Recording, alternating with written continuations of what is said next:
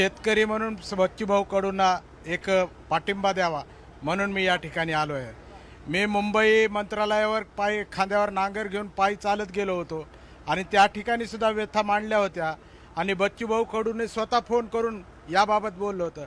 आता जी यात्रा आहे ती हे नागपूरला जाणार आहे आणि त्या ठिकाणी जोपर्यंत या मागण्या मंजूर होणार नाही, जोपर्यंत कर्जमाफी कर्जमुक्ती होणार नाही, तोपर्यंत त्या ठिकाणाहून आम्ही कोणीच हलणार नाही।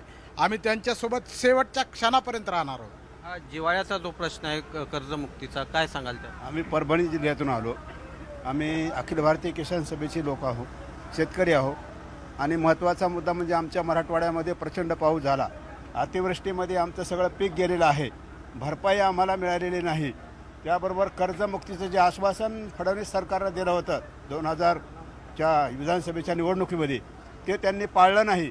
त्यामुळं शेतकऱ्यांमध्ये आमच्या मराठवाड्यामध्ये प्रचंड असंतोष आहे आणि याचा उद्रेक भडका भविष्यामध्ये होईल। आज जे आंदोलन नागपूरमध्ये घातलेलं आहे, या आंदोलनामध्ये जोपर्यंत कर्जमुक्ती होणार नाही तोपर्यंत आम्ही परत जाणार नाही। काय सांगाल, तुम्ही कुठून आले आहे? आम्ही परभणी जिल्ह्यातून आलो आणि मुद्दाम होऊन आम्ही परभणी जिल्ह्यातून जवळजवळ 150 ते 200 लोक आले आहोत। जसं शेतकऱ्याचं प्रचंड नुकसान झालं आहे तसं शेतमजुराचं पण नुकसान झालं आहे।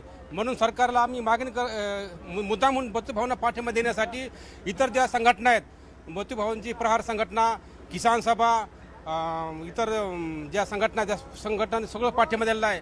जसं शेतकऱ्याचं नुकसान झालं आहे, शेतमजुराचं पण नुकसान झालं आहे, म्हणून सरकारनं शेतमजुरांना पण नुकसान भरपाई मिळाली पाहिजे, यासाठी आम्ही मुद्दामून आलेलो आहोत। आपण नागपूरला जाणार आहेत, धडक देणार आहेत, काय सांगाल? नक्की नागपूरला जे आम्ही जाणार आहोत, ज्या शेतकऱ्याच्या शेतमजुराच्या प्रश्नाबद्दल, त्या संदर्भात ठोस निर्णय आश्वासन घेतल्याशिवाय आम्ही वापस येणार नाहीत। नक्कीच ठोस निर्णय घेतल्याशिवाय हे जे कार्यकर्ते आहेत ते माघारी घेणार नसल्याचं त्यांचं म्हणणं आहे। नक्की नक्की नरेंद्र, धन्यवाद। आपण या आंदोलनासंदर्भात माहिती दिलीत आणि त्याच्या पाठोपाठ या शेतकऱ्यांशी सुद्धा संवाद साधलात की त्यांच्या भूमिका काय होता।